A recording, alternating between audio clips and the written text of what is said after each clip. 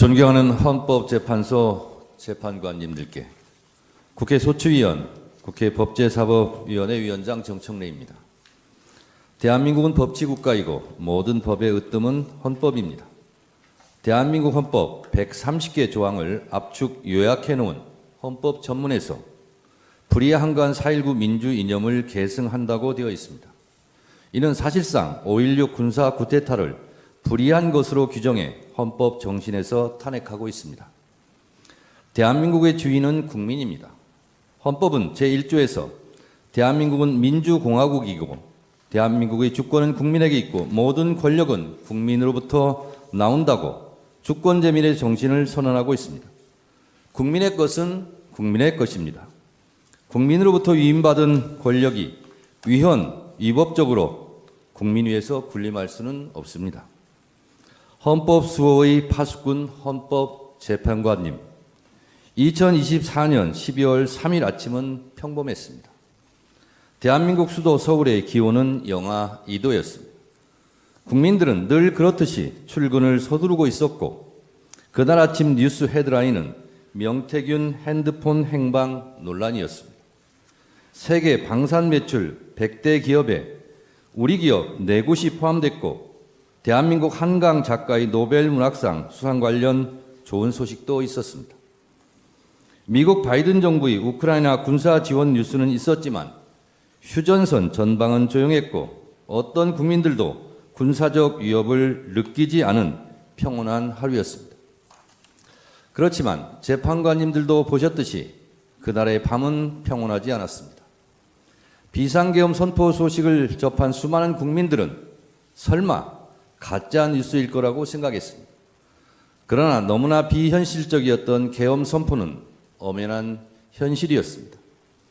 피청구인 윤석열은 2024년 12월 3일 비상계엄 선포 긴급 담화문에서 국회는 범죄자 집단이 소굴이 되었고 자유민주주의 체제 전복을 기도하고 있고 국회가 자유민주주의 체제를 붕괴시키는 괴물이 된 것 같다. 대한민국이 당장 무너져도 이상하지 않을 정도로 풍전등화의 운명에 처해 있다.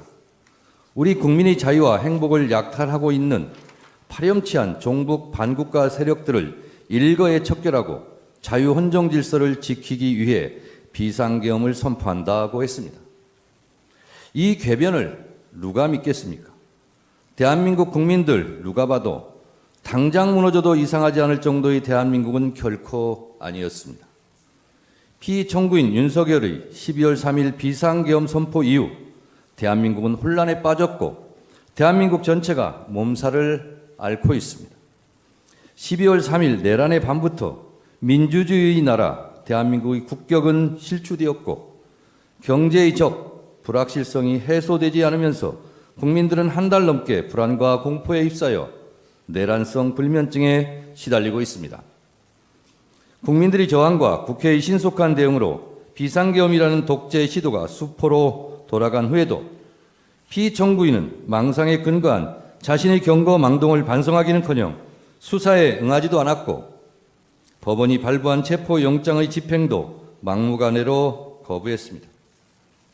이것은 대한민국의 사법체계를 뿌리채 부정하는 것입니다. 소추위원 이전에 국민의 한 사람으로서 이런 사람이 대한민국 국정의 최고 책임자 자리에 있었다는 것이 참으로 참담합니다. 이 탄핵 심판은 이런 사람을 군 통수권을 행사하는 자리로 다시 복귀시킬 것인지 말 것인지를 결정하는 재판입니다. 그 결론이 어떠해야 하는지는 너무도 자명합니다만 피청구인의 폭거로 빚어진 국가적 혼란 상태가 하루빨리 종식되어야 하므로 신속한 심리를 간곡히 요청드립니다. 헌법 수호 최후의 보루이신 헌법재판관님, 대한민국 국가 경쟁력은 바로 국민입니다. 국민들은 위대합니다. 비상계엄을 소식을 듣자마자 달려나온 국민들께서 국회 본청까지 쳐들어온 계엄군을 막아서고 장갑차 앞에서 온몸으로 저항했습니다. 국민들이 국회의원들이 본청 출입을 도왔습니다. 이처럼 국민들께서 골든타임을 확보해 주신 덕분에 국회의원들이 계엄 해제 요구안을 통과시킬 수 있었습니다.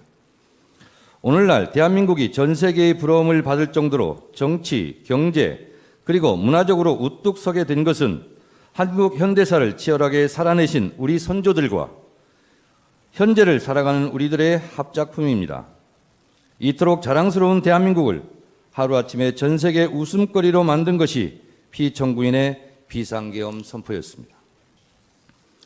그러나 민주주의를 지켜내려는 국민들의 열망으로 피청구인의 독재 기도를 막아낼 수 있었고, 세계는 다시 대한민국 민주주의의 놀라운 회복력에 주목하고 있습니다. 이 모든 것이 국민들 덕분입니다. 국민 여러분들께 진심으로 감사드립니다. 존경하는 헌법재판관님, 피청구인은 헌법 제69조에 따라 나는 헌법을 준수하고 국가를 보위하겠다는 선서를 하고 대통령에 취임했습니다. 그러나 피청구인은 헌법을 수호하기는커녕 헌법을 유린했습니다. 대한민국의 헌법과 민주적 시스템을 송두리째 무너뜨리려 했던 피청구인 윤석열을 왜 파면해야 하는지 그 이유를 말씀드리겠습니다. 첫째, 피청구인 윤석열은 계엄의 조건을 위반했습니다. 헌법 제77조 제1항에 대통령은 전시사변 또는 이에 준하는 국가 비상사태에 있어서 병력으로서 군사상의 필요에 응하거나 공공의 안정질서를 유지할 필요가 있을 때에는 법률이 정하는 바에 의하여 계엄을 선포할 수 있다고 되어 있습니다. 대한민국은 전시 상황도 국가 비상사태도 아니었고 병력으로서 공공의 안정질서를 유지할 만큼 혼란도 없었습니다. 같은 내용을 규정하고 있는 계엄법 제2조 2항도 동시에 위반했습니다. 둘째, 피청구인 윤석열은 계엄 선포의 절차를 위반했습니다. 계엄법 제2조 제5항은 대통령이 계엄을 선포한 때는 국무회의의 심의를 거쳐야 한다.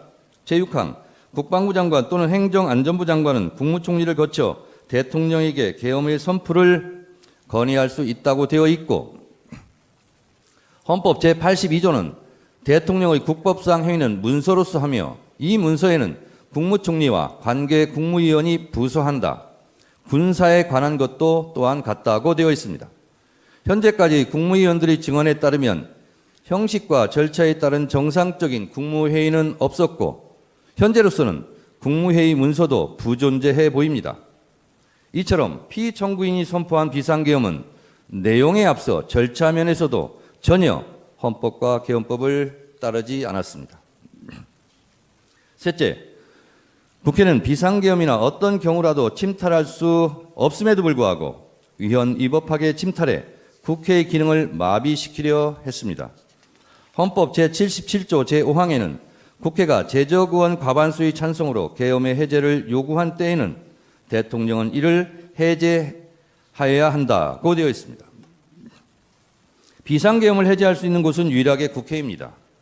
이런 국회의 권한과 권능을 방해하려고 국회를 무장병력으로 봉쇄하려 했습니다. 이는 명백한 국헌문란 행위 내란입니다.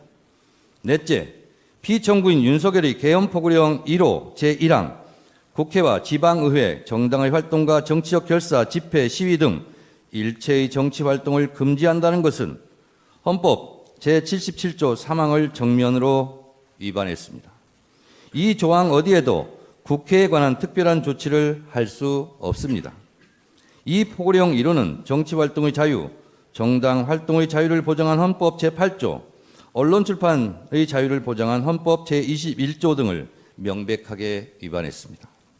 다섯째, 계엄군이 중앙선관위를 위헌위법하게 침탈한 것도 사법부의 주요 인사를 체포 구금하려고 했던 것도 모두 헌법과 법률을 위반했습니다. 이는 헌법 제77조 제3항, 형법 제91조, 헌법 제114조를 명백히 위반했고 헌법 제105조, 제106조에서 규정한 사법권의 독립에 정면으로 위반했을 뿐만 아니라 헌법의 삼권 분립 정신에도 위배된다 할 것입니다. 이 밖에도 피청구인 윤석열은 12.3 내란 사태 이후 법관이 발부한 체포영장마저 거부하였고 극히 일부 지지자들에게 기대어 국가 혼란을 부추기고 있고 부정선거라는 망상에 사로잡혀 있습니다. 대통령 관저 농성전 때문에 일촉즉발 무력 충돌 사태까지 염려될 지경이었습니다. 체포되는 순간까지 사법체계를 불인정했습니다.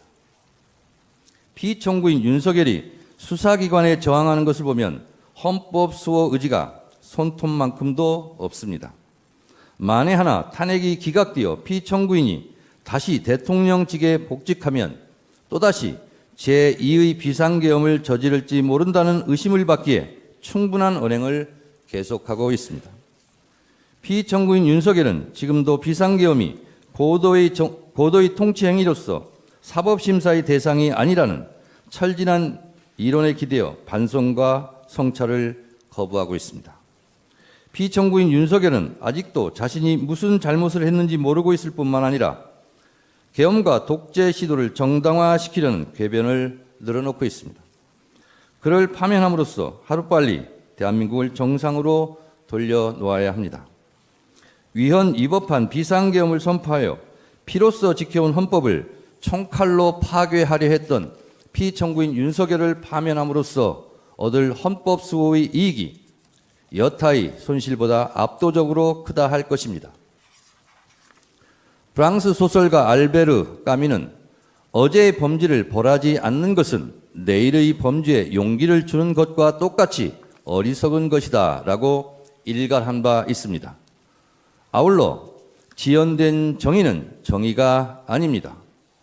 자랑스러운 대한민국 민주주의 역사의 여정에서 돌출된 헌법의 적, 민주주의 적이 다시는 준동하지 못하도록 만장일치로 신속하게 피청구인 윤석열을 파면해 주시기를 바랍니다.